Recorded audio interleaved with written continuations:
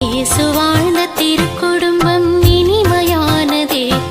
அதை பேசும்போது இதயம் சொல்லும் உறவில் வாழவே.